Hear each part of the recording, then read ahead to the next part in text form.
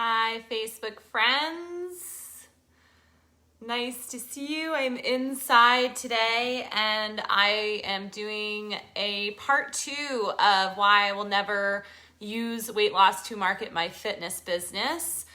So I had a little bit of time this morning, so I decided to go live because I really like this method of this whole learning in public thing. It's really scary because I am positive I will say things that, a year from now I'm going to look back on and be like, oh my God, that's cringeworthy. Or perhaps I'll just say things that are not true or not accurate, but that's a risk that I am taking because this is really, really important for me. And I don't want to do all of this learning behind closed doors. That's often how things are done, right? It's people don't want anyone to see the process, the dirty process of them getting things wrong. They just want to, hello, here's my coming out, and I know everything now and I'm an expert, right? And I think that that's a major disservice because one of the things about rebuilding these relationships with our bodies and getting away from diet culture is that it's a learning process and it takes a very long time, right? So this idea where I'm gonna go dark and just learn all this stuff and then come at you this fixed person or whatever, that's not helpful to you and it's not helpful to me either. So an important part of this is for me to be out here saying silly things that maybe one day, I'll look back on and cringe, but that's important. I want everybody to see this process. And when I talk about dropout, some of you don't know this about me, some of you do, that I dropped out of high school. So I am technically a high school dropout, which is something that I have had a lot of mixed feelings about, obviously. And I think now when I think about dropout, I was listening to a podcast recently regarding health at every size and opting out of the diet culture, and they called it a diet culture dropout. And I was like, hey, I really liked that. I really related to that because I'm hey, I'm already a dropout, right? I already dropped out of high school and I've made it this far. And now I'm making this decision to drop out of diet culture and find a different way, not only for me to continue to pursue good health and quality of life, but also for my clients as well. So I really liked that idea. So I am going to be running with that kind of dropout mentality. So when I first started training, I'm gonna, this will probably be the way I preface most of these videos. When I first started training, results were everything, right? So getting your clients the results they wanted was how we maintain retention. Retention was how we got bonuses, okay? So in order for us to get paid more, we needed to retain our clients, and we were taught that you retain clients by giving them the results that they come in asking for. So what do you think most clients came in asking for? Well, men wanted weight loss and muscle growth, right? So hypertrophy, getting big and strong. And women wanted weight loss and toning, right? So that toning just means fat loss. That's all that means. But that was what people came to us wanting. So as a new trainer, I felt it was my duty to deliver on these promises. Now, this was really grinding on my conscience for a few reasons. Number one was that I personally, at that point and since, had never been able to lose weight and keep it off, okay? So the idea that my job was to help my clients do this thing that I had never been able to do, that didn't sit right with me, okay? So it made me feel like a fraud.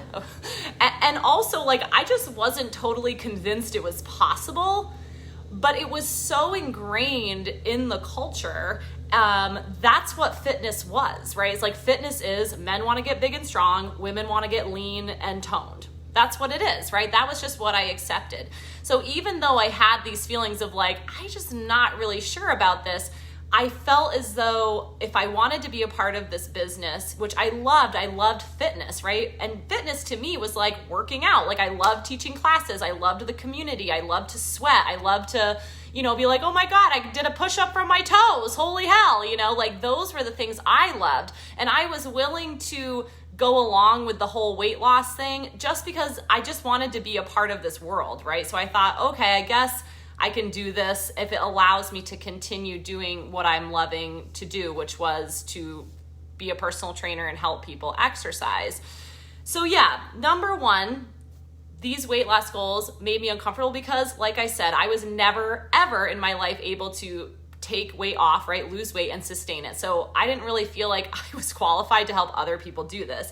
I had actually never met anyone that was able to do that either. And I was like, other people must know this, right? But we were like touting it as this really achievable thing. All you had to do was commit, right? You just need to commit to this set of rules around your food and your activity, and you are going to lose weight and you're going to achieve, like your dreams, and everything's going to fall into place and be so great. So that, looking back on it, it's like, it seems really silly, but this is how most gyms still operate, right? Is like weight loss is the goal. And I know that a lot of gyms are trying to incorporate other things like quality of life and trying to move a little bit away from like just this caloric restriction and like prescribing cardio and all of that. I think that is a movement, but it's not changing fast enough for my preference. So, the other thing that happened during this time of trying to help other people lose weight was like, this actually really regressed my own healing around my body, because what I came to believe for a time was that obviously this weight loss thing was achievable, and I just wasn't I didn't have the discipline and the willpower to do it, right? But my clients did, right? I just couldn't do it. I was a failure at it, but I could help my clients be successful at it, right? So this twofold thing happened. I felt like a fraud in my profession because I couldn't do this thing, this weight loss thing that I was trying to help other people do. And I also ended up feeling really ashamed and guilty and having feelings of self-loathing because I felt like, well, I'm just not capable of doing it. Other people are. Clearly, there's something wrong with me that I can't do it. So that was a really tough time for me. And when I left training for a few years to actually manage a club, so I took a little break from training, when I went back to training, I just completely stopped. I just stopped helping people with weight loss. I didn't know what to do, right? So I knew I didn't want to be a part of it, but I didn't have anything to offer as an alternative either, right? So I basically just said, hey, I am like an exercise coach. We are going to exercise together. And if you want to do a diet or you want to see a nutritionist or you want to do that on the side, that is up to you. For this 30 minutes or 60 minutes, we're going to exercise, okay? And that's what it's going to be about. I'm going to get you strong. We're going to work on mobility. We're going to do these things, and you're going to feel great. And that's what I focused on. So I did that for a few years. I'm actually basically still doing that now, where it's like I felt just not just unqualified, but I just really had no idea what to offer these people as an alternative. I knew and I know that weight loss as a goal is detrimental. It's detrimental physically, it's detrimental psychologically, emotionally, spiritually. It just is. We can see this. The research shows us that dieting doesn't work. The research shows us that having a weight loss focus is not going to work for I think it's like 95% of people or something like that, right? So we already have all these facts, but the industry is very slow to catch up, right? This is called a culture lag. So I'm going back to my sociological roots. We have this culture lag that even though we have the facts and we have the data, we are slow to pick up on it as a culture, as a society, and we tend to want to latch on still to these like things that we're like, well, no, it's true because we've been believing those things for so long, it's really hard to let it go. So this is where this dropout mentality comes from, where I encourage you, just drop out, right? It's harder than it seems, but like, this is the process that I am in. And it's tough, man. I mean, I'm not saying like, oh, I just completely like, don't even, I'm not caught up in that, because I still am. And I know that it's going to be, possibly like a lifelong, detangling of my own values and beliefs, and this diet culture that I've been enmeshed in for so long. So yeah, I just stopped helping people with weight loss. I basically just refused, and I wasn't shaming about it. I just was like, hey, that's not what I do. But you can, obviously it's a free country, do what you'd like to do. And when you're with me, we're just going to work out. But that doesn't really sit right with me either. And over the last 6 to 8 months, as I undergo like my own therapy, I have begun searching for the alternative. And that's when I really became latched on and invested in the idea of health at every size, intuitive eating. I read this incredible book called The Religion of Thinness, which is like, it's so powerful and it's so amazing. And it does this really incredible job of explaining why women are so invested in this beauty ideal around thinness. It's fascinating, and it was really helpful to read. I also went through the Beauty Redefined Body Image Resilience course. Beauty Redefined, I recommend following them on all their platforms. They have an incredible blog. They're just amazing.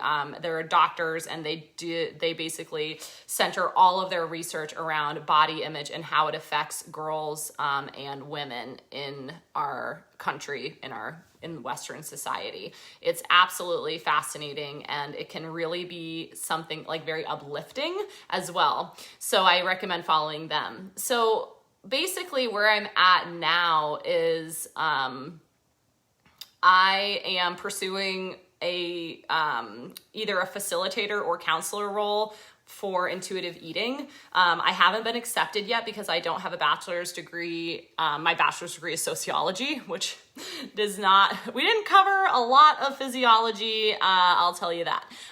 So I did apply for that, and I'm hoping that I'll get it. But we will see. At the very least, I should be able to become a facilitator. So I'm diving into that.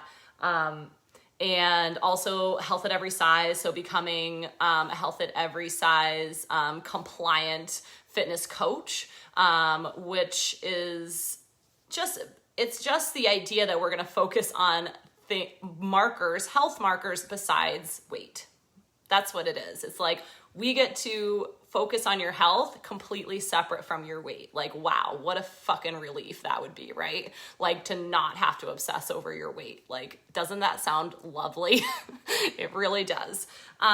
So there are people talking about this stuff like so much more eloquently than I am talking about it, right? Because as I said in the beginning, like this is learning in public, people. Like this, I'm not an expert by any means, but I think it's important to show the process of somebody going through this divorcing from diet culture and the divorcing from, this obsession with my weight and fear of fat, right? Like that's a huge part of this, is like this fear, this like really, really strong fear and aversion we have to this idea of getting fat or being fat. And that obviously promotes fat phobia and discrimination against people in fat bodies. So it's like, this is a big issue, and I'm not going to figure it out overnight. None of us are. So I just, again, thought that it's helpful, instead of me doing all this learning, enclosed space and then popping out like, hey, now I'm this expert, right? I don't want to do that. Like if you're interested, obviously, not a lot of people are going to probably watch these videos, but I wanted to show like my own learning curve in this, and to show that like, as a personal trainer, like I am not a perfect person when it comes to eating and working out and body image. And that's often what you see when you follow fit pros, right? Like fitness trainers and whatever. it's all like, it's very surface because I'm a business, right? So like if you were like a restaurant, like you wouldn't be like, oh, here's the spaghetti part, that we messed up tonight and not post that photo, right? Like that wouldn't make any sense for most businesses.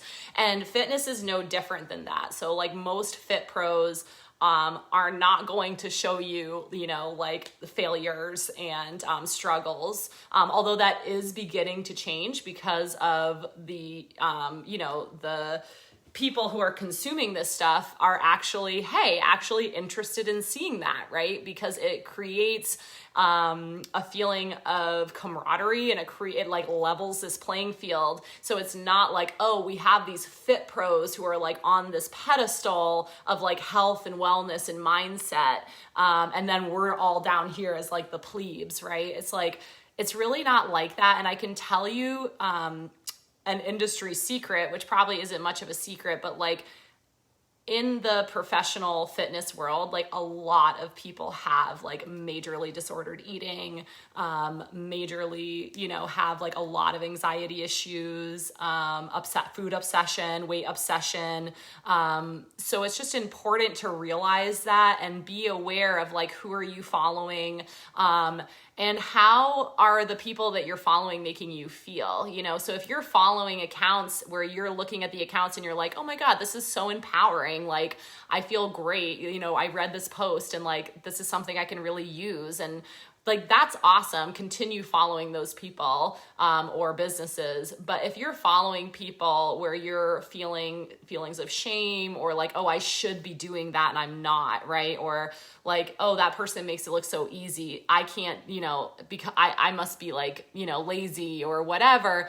This is a problem. And I would really encourage you to take the time to curate your feed, right? Like, it's really, really important that you take the time to like make sure what's coming into your eyeballs and into your brain is beneficial to you, okay? And it's pretty easy to know that because when you see the post, how does it make you feel, right? Jealous?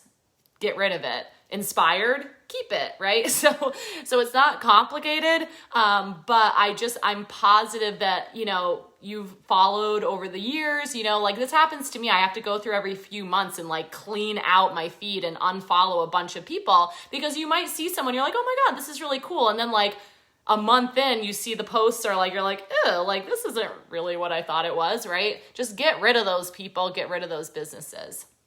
So yes, I appreciate your time today. I'm curious about your thoughts, and just keep an open mind. I'm going to keep posting these kinds of videos. And if you have questions or want me to address anything, I'm happy to.